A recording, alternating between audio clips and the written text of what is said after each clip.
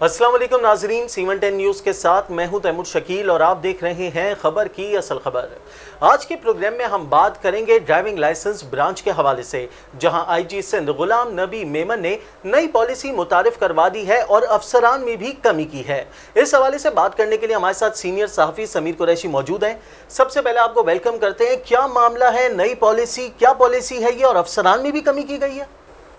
देखिए, कोई नई पॉलिसी मुतारिफ नहीं करवाई, उसे हम नई पॉलिसी तो नहीं कह सकते, लेकिन कुछ रद्दोबदल किया है। मैं आपको बताऊं कि साबिक आईजी सिंध थे एडी ख्वाजा, उनके दौर के अंदर ड्राइविंग लाइसेंस ब्रांच की ऐप मुतारिफ की गई थी।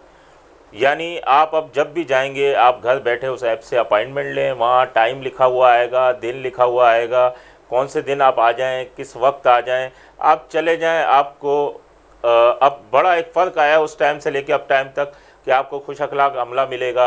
आप अंदर जाएंगे, आप अपना टोकन लें, टोकन लेके आप वेटिंग करेंगे, वेटिंग से जिस तरीके से होगा, जो मराहिल हैं वो गुजर के और आप ड्राइविंग लाइसेंस के लिए जाएंगे, मेरिट पे होंगे तो आपको लाइसेंस मिलेगा। यानी ये सारी चीज़ें थी। साबिक आईजी मुश्ताक महर के दौर के अंदर उन्होंने इस सिस्टम को इस तरह से कर दिया कि पहले हर ड्राइविंग लाइसेंस ब्रांच के अंदर उस वक्त 3 ब्रांचेस थीं, जिसके अंदर एक क्लिफ्टन थी, कोरंगी थी और नाज़माबाद थी। तो इसमें इन्होंने ये करवाया था कि 2-2 DSPs तैनात कर दिए थे, जो कि 2 शिफ्टें करके, एक सुबह DSP 9 बजे से लेकर और दोपहर 2 बजे तक, और दूसरा DSP 3 बजे से लेकर शाम को 7 या 8 बजे तक 2 DSPs की मुतारिफ करवा दी थी। अब वहाँ काम उसी तरीके से जारी था। अमला जो है वो 2 शिफ्टों में नहीं था, अमला एक ही शिफ्ट में था, लेकिन 2 DSP भुगतने पड़ते थे उसको। अब गुलाम नबी मेमन साहब जब आईजी सिंध का इन्होंने ओहदा संभाला है, उन्होंने सबसे पहला एक इस पे भी नज़रसानी की और ये करते हुए इन्होंने अब दोबारा से एक DSP को रख दिया है कि एक ही DSP काम करेगा सुबह से लेके शाम तक।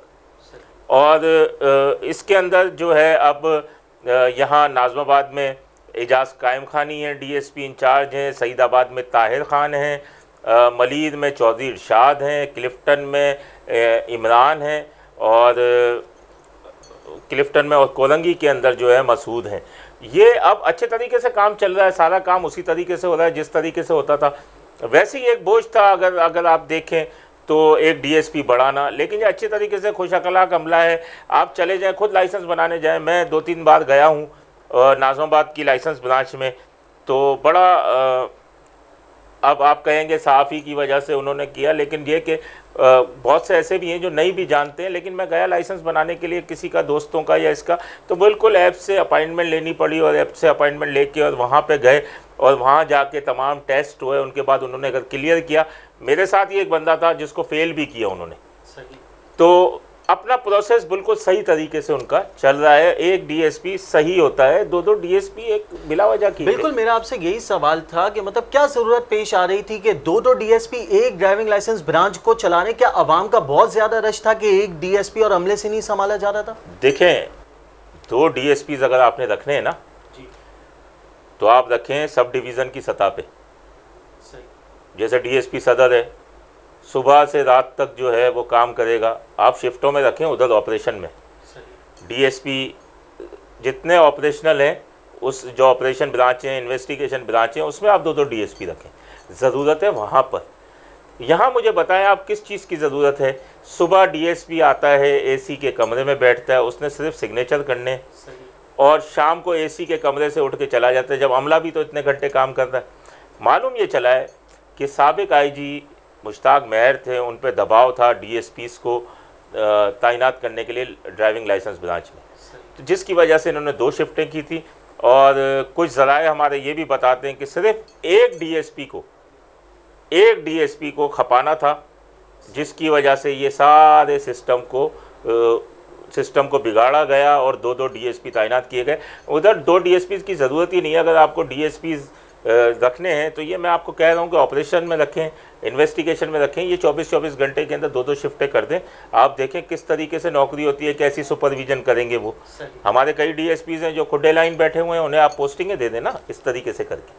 चलें आगे बढ़ते हैं, प्रोग्राम को आगे बढ़ाते हैं। आपसे ये जानना चाहूँगा कि आईजी सिंध ने जो अपना पहला इजलास किया था उसमें 18 नकाती एजेंडा पेश किया गया था, अफसरान को दिया गया था ये टास्क की सूरत में, उसमें कितना अमल दरामद हो चुका है? और दूसरा मैं आपसे ये भी पूछना चाहूँगा कि उन सिपाहियों का क्या हुआ जो कोर्ट गए थे अपग्रेडेशन के लिए?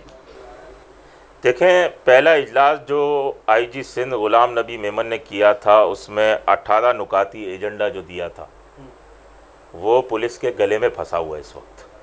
अमल दरामद तो दूर की बात है, पुलिस के गले में फंसा हुआ है। मैं 18 नुकाती एजेंडे पे तो बात नहीं करूंगा, मैं कुछ आपको उसके नुकात बताऊंगा।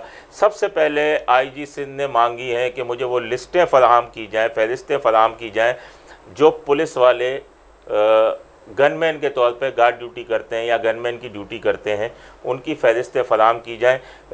कई एसएसपीज़ ऐसे हैं या वज़ीर ऐसे हैं जो वज़ीर ख़त्म भी हो जाते हैं लेकिन वो गनमैन वापस नहीं करते। अब कुछ एसएसपीज़ हैं अपने ज़िले से चले जाते हैं, गनमैन उनके साथ होते हैं, डीआईजीज़ चले जाते हैं उनके साथ होते हैं, उनके घरों पे नौकरियां कर रहे हैं, वो चल ही रहे हैं। अब सबसे बड़ा मसला ये है कि पुलिस सख्त परेशान है कि किस तरीके से बहुत से वज़रा ऐसे हैं, बासन है, अगर वो वज़ीर नहीं भी हैं तो वो पीपल्स पार्टी के इतने मजबूत समझे जाते हैं रहनुमा कि उनसे आप गार्ड वापस नहीं ले सकते। मतलब वो गनमैन अपने साथ रख के चल, वो गनमैन रखते हैं और उनसे आप वापस भी नहीं ले सकते, वो इतने बासन है, वो आपकी नौकरियां खा जाएंगे। सही, मतलब उनसे गनमैन वापस लेना मतलब नाराज कर देना।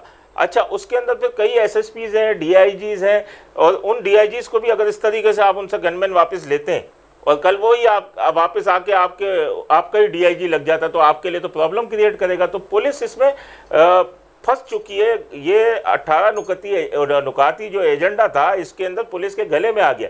अब एक और उन्होंने अपना कहा है कि हर जगह मंशियात फ़रोख्त हो रही है। जो मुनशियात फ़रोख्त हो रही है, अगर 200 रुपये की एक मुनशियात बिक रही है तो 100 रुपये उसमें एसएसपी लेता है। ये मैं मिसाल दे रहा हूँ एक कि वो 100 रुपये एसएसपी लेता है, तो इस मुनशियात को बंद कराया जाए।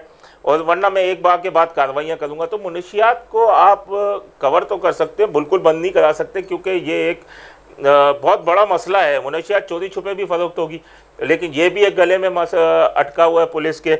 अच्छा, उसके बाद परेशानी का सिलसिला जो ये जारी है, ऊपर से इलेक्शन आ गए अंदरूनी सिंध, पहला मरहला बल्दियाती इंतखाबात का शुरू हो रहा है, तो ये परेशानी है। अमल दरामद किसी पे भी नहीं हुआ, स्ट्रीट क्राइम उसी तरीके से जारी है, सही, सारी चीज़ें उसी तरीके से हो रही हैं। लेकिन अब उन्होंने 1 माह का टाइम दिया, देखें 1 माह में क्या होता है। सही। और उन सिपाहियों का क्या हुआ जो कोर्ट गए थे अपग्रेडेशन के लिए? देखें, सिपाहियों का कोर्ट गए थे अपग्रेडेशन के लिए। हमारे सारे सूबों के अंदर सिपाही ग्रेड 7 का हो गया, तनख्वाहें उस हिसाब से ले रहा है।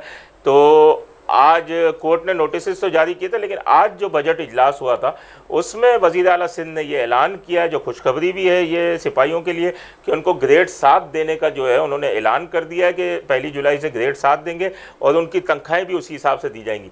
अल्लाह करे ऐसा हो, क्योंकि माजी में भी कहा गया था इनकी तनख्वाहें पंजाब के बराबर की जाएंगी, जो कि नहीं की गई। लेकिन अगर ये हो जाता है तो ये कोर्ट का मामला एक तरफ हो जाएगा और सिपाही जो हैं वो मुतमईन हो जाएंगे। और ये इनके लिए बहुत अच्छी बात है, एडिशनल आईजी कराची जावेद ओडो के लिए और आईजी सिंध के लिए भी, कि अगर इस तरीके से ये ऐलान कर देते हैं तो ये एक मसला इनके लिए कम होगा। जिस तरीके से मैं आपको 90 के बैच की बात करता हूँ या मैं बात करता हूँ किसी और उसकी कि जो सब इंस्पेक्टर से इंस्पेक्टर गए हुए हैं अदालतों में, तो ये एक जान छूट जाएगी कि ये एक मामला हल हो जाएगा, बाकी 2 मामला रह जाएंगे। सही। जैसा कि समीर साहब आपने अभी नाराज़गी से रिलेटेड जिक्र किया, तो नाराज़गी का सुनते ही मेरे दिमाग में सबसे पहले रोटेशन पॉलिसी के हवाले से सवाल आ रहा है कि उन अफसरान का क्या हुआ जो बाहर गए थे, कि अभी भी सीएम सिंध उनसे नाराज़ हैं या वो मनाने में कामयाब हो गए? देखें, जो सीएम को नाराज़ करके नहीं गए थे उनकी तो वापसी का सिलसिला जारी है। डीआईजी इरफान बलोच जो हैं उनकी खिदमत सिंध के हवाले कर दी गई। अब देखते हैं उनको पोस्टिंग मिलती है नहीं मिलती है। गए तो वो भी रोटेशन पॉलिसी में उसी तरह से गए थे। और आज एक नई इतला ये भी है कि जो डीआईजी स्पेशल ब्रांच पंजाब लगे हुए थे मुनीर शेख जूनियर, उनकी खिदमत बलूचिस्तान के हवाले कर दी गई है। रोटेशन पॉलिसी ख़त्म हो गई, ठीक है।